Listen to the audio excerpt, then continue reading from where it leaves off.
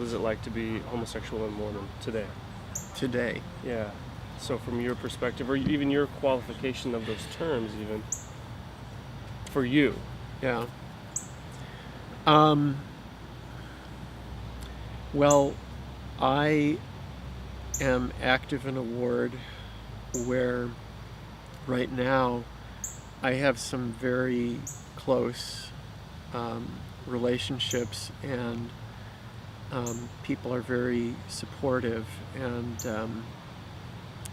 I just had a wonderful experience last week of this sister who she teaches Sunday school, and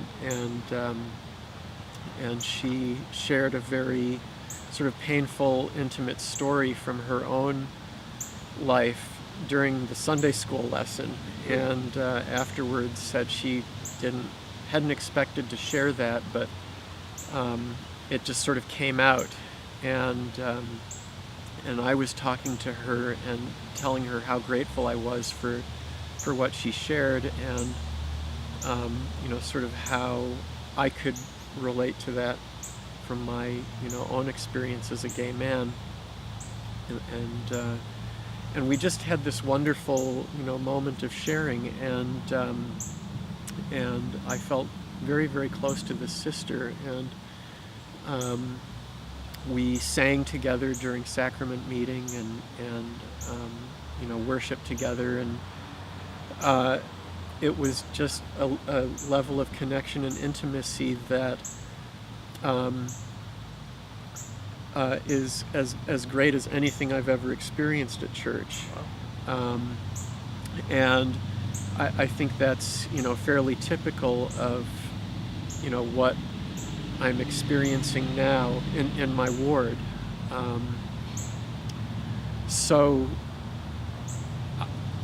And that's so different from, it's so, my ability to be active in the ward and be openly gay, and I am excommunicated, and so I can't participate fully in the ward, but to be present, to attend, to participate in Sunday school, to be able to sing in the choir, and to have these really wonderful relationships with members of the church, to me is really remarkable. Mm-hmm. I started going back to church about 5 years ago. Basically, I felt the Spirit calling me back to the church. Back from sort of atheism, right? Or pretty much. I mean, we had a bout of atheism. I had a definitely a bout of doubting that there was a God, or perhaps feeling that if there was a God, he was kind of a mean-spirited bastard for putting me in some of the kinds of situations that I've faced. But I had a kind of I had a spiritual experience actually at the Sunstone Conference in August of 2005, where I felt the Spirit, the presence of the Spirit, so clearly and so strongly, mm-hmm. and the feeling of it was so distinct that I knew it was not coming from within me. It was not something that I was imagining. It was not just a feeling. It was definitely a perception of a presence, and that the Spirit invited me to come back to church. And so that sort of put me through a period of turmoil, partly because I didn't know fully what that meant. Would I have to leave my partner in order to come back to church? And eventually, as I prayed and wrestled with it, it came clear to me that the Spirit was saying, just go to church. Just do what you can do. Mm-hmm. I'm not asking you to leave your partner. I'm not asking you to do anything dramatic, except just start going to church. And so I entered into this path of really kind of starting to try to live as faithfully as a Latter-day Saint as I could, given the constraints of being excommunicated and being in a relationship with my partner. How did you feel about that? Well, I mean, I thought, Because you're not from a Mormon background. I'm not, Yeah. but, it's sad that he can't be a part of the church and still have to give up things. It seemed more of a hardship to decide, do I have to do it between God and my partner, and those are pretty hard decisions. Yeah. How did it make you feel as the partner? Well, Sort of on the line. I guess I felt lucky that he didn't want to leave me for that church. Yeah. Because I would have completely felt crushed if that was the reason. Yeah. That'd be hard. At the same time, it's been kind of hard on both of us because I think that they should let him be a part of the church completely, like full membership, and not have to make that choice of getting rid of his partner, getting rid of me, or not doing any of the other duties. Yeah.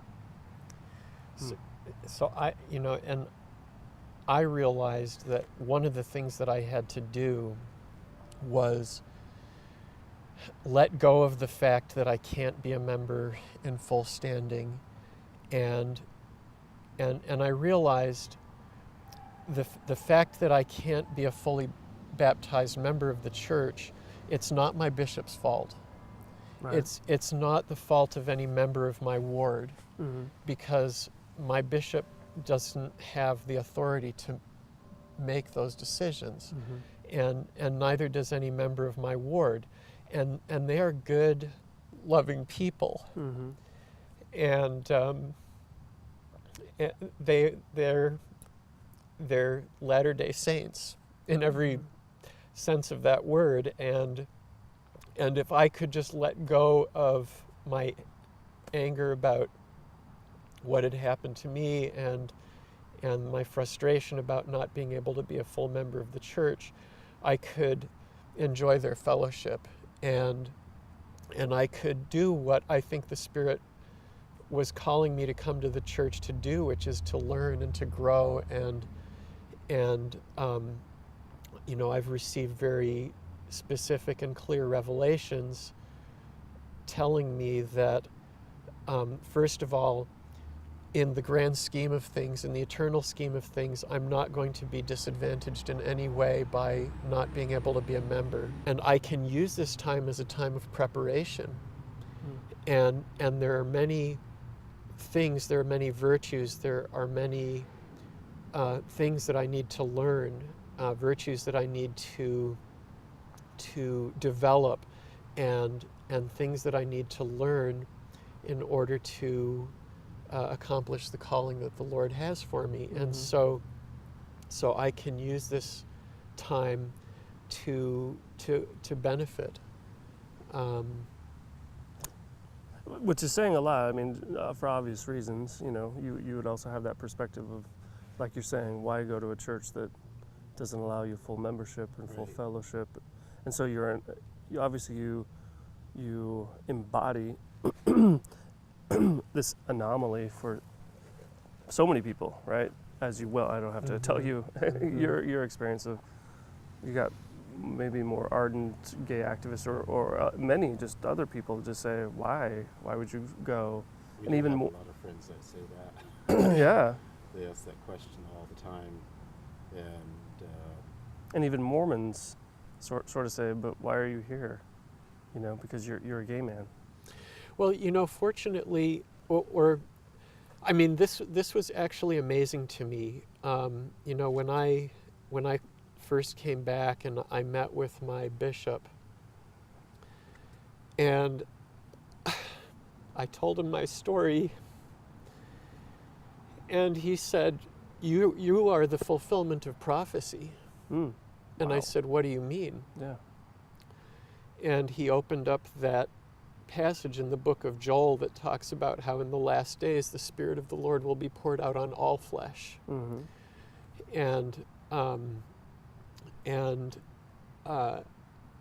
the members of my ward, much to my surprise, understood exactly why I was there. And they understood that, I was there because I wanted to grow. And as long as I was willing to come without any chips on my shoulder and just want to participate in the same capacity as anybody else, they were able to accept that fairly easily. So I want to say it was almost easier for the members of my ward to understand why I was there and what I was doing there than a lot of my friends. And a lot of folks in the gay community. Yeah, makes sense. So you have do you have what Mormons often refer to as a testimony of Joseph Smith and the founding stories of the church? Yeah, I definitely do. Yeah, in the Book of Mormon and its origin, and yeah, I definitely do. And I had to, in a way, I've kind of, I went through a process of re-examining all of that. I went through a process of really kind of, at one point my feeling was the church can't possibly be true. Because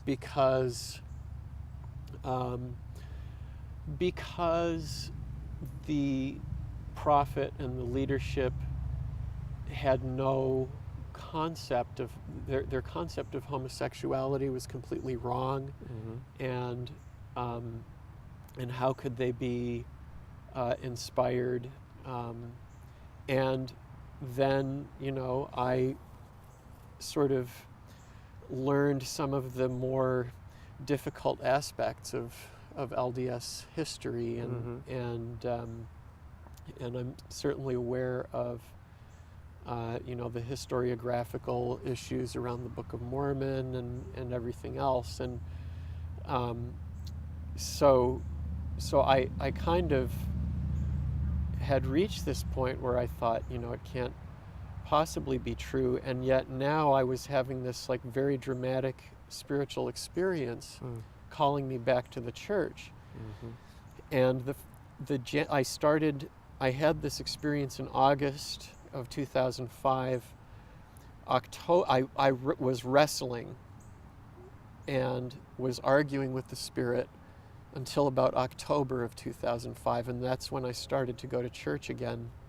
And then January of 2006 is when I felt the Spirit inviting me to read the Book of Mormon again. And so I started with that, and I began to read the Book of Mormon, and just profound spiritual experiences, and I felt it just speaking very directly and personally to me, and speaking very directly and personally to my particular situation as a gay man. And so I accept the Book of Mormon as true on the basis of that experience. Oh, wow. And So it's not like you can explain away maybe some of the perceived inconsistencies. It's just you're going on spiritual manifestation. And that's all that has ever been asked of me as a member of the church. All I've ever been asked to do is to read the Book of Mormon, pray, and ask God if it was true, and if I received that witness, to act on it. And so that's my testimony of the Book of Mormon. I've had to sort of wrestle with the history of Joseph Smith, and I really sort of wrestled with the whole polygamy thing and the disasters in Kirtland and Nauvoo and everything else, and ultimately I realized that historical facts are subject to interpretation, and interpretation depends on perspective. And a lot of things really kind of boiled down to the question of, did I believe that Joseph Smith was called by God? And did I believe that he was a prophet? If I truly believed that he was a prophet of God, a lot of the other things sort of fall into place. And I also gained a profound understanding of the fact that you're a prophet doesn't make you perfect. And every Latter-day Saint knows that, but they know the theory, but they still kind of think, well, if the prophet has flaws, they must be very minor flaws, like he uses the wrong, puts the fork in the wrong hand at the dinner table or something like that. Poor grammar. Right. Or his grammar is poor, whatever, but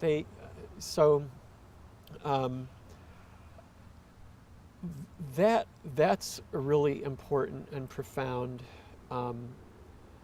understanding that I think is very important to gay people who are wrestling with our place in the church, because but this is a profoundly Latter-day Saint understanding of the nature of the church. We understand that we begin in a state of darkness, and God reveals things to us, but only progressively. We get truths, spiritual truths, as we are capable of receiving them. And so, and that is an ongoing process, and in some ways maybe an eternal process. So, so nobody from within a Latter-day Saint framework can say we know everything there is to know. We have all the information there is to have. It's not a closed canon. Gay people will never be accepted by the church because we know everything there is to know about that. And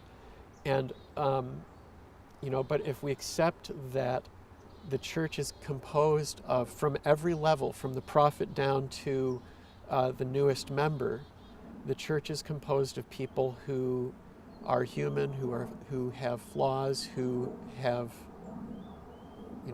lack of knowledge about things. So I want to focus heavily on what happened today. So we catch the bus. What happened today, and what significance it has for you. Again, having a testimony of Joseph Smith, in spite of maybe some external facts that people would use against him, or because of your spiritual feelings about him, and also given your professional training as well. Right. What did it feel like for you to be here today and give a talk from the pulpit area, right. where Joseph Smith was, and all the work that was accomplished here? Well, when we first stepped into that worship area yesterday, during the tour, it's hard for me to describe the feelings that I had. And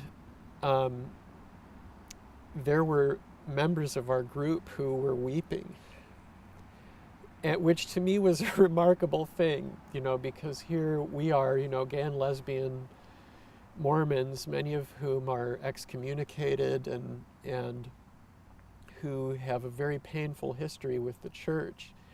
And yet our testimonies were such that, and our awareness was such that to walk into that space and to be in this place where we, from young children knew that Christ had been literally present in this space, and where there had been this remarkable outpouring of the Spirit. And I just literally, I just felt this sort of tightening in my heart as we walked into there, and it was actually just kind of breathtaking. Mm. And but the experience of being in there today and having a testimony meeting, which in some ways was probably more significant to me than the devotional. And I did bear my testimony, but from the floor, because I knew I was going to be speaking from the pulpit later. But yeah, to speak in that place felt really incredible, and I think I was less aware of it while I was speaking personally, but as we were there in that space, I was definitely sort of aware of a vision in which we will be, fully reunited with the church, and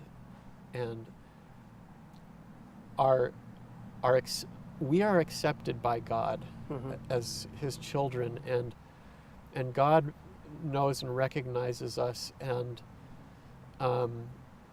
so it's not a question of being accepted in that ultimate sense, but to have our fellow saints recognize that we are, part of the same body that they're part of, and so to be there in that space where the church experienced that Pentecostal outpouring, to me was kind of a foreshadowing of the big Pentecostal outpouring. Cool. that's going to happen someday. Yeah, the symbolism obviously isn't lost in terms of, and the anomaly, again, it sort of is reflective of your experience of what as well, that, certain parts of society might see it as this strange, like I said, anomaly. Right. And members of the church particularly saying, wait, I don't understand. They're gay, so don't they just sort of lose all testimony in the church and Joseph Smith? And so why would they be crying at the fact, they're up there at a pulpit, bearing witness in the temple? It just doesn't, that doesn't make sense, does it? Yeah. And it's a great wake up to say, well, actually, it's perfectly congruous with these individuals' feelings. Wow. And you said your dad will be jealous? Yeah. Well, my parents are both very, very active and devout members of the church, and so I know that, Kirtland has to hold at least as important a place in their hearts as it does in mine. And I should say, by the way, that my parents are fully 100% supportive of me and my relationship with Goran, and they both have profound testimonies of the gospel as well, and are very, very spiritual people. Have served. My dad has served 2 missions for the church, and my mom and dad served a mission together in Helsinki, Finland. And they're very active in their ward, and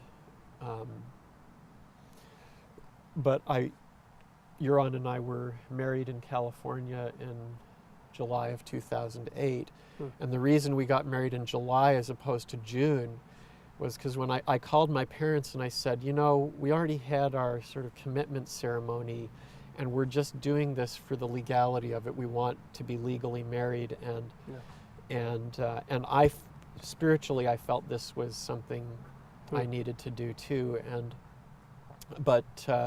so I told my parents, this isn't a big deal. We're just going to go. We're going to do it. And my dad was like, and both my mom and my dad were like, do not get married until we can be there to be a part of it. And so we put it off a month because they were planning a trip to Finland, and they came. And then after the wedding, and this was of course right after the letter went out to all of the wards in California about Proposition 8, and my dad basically just after the wedding,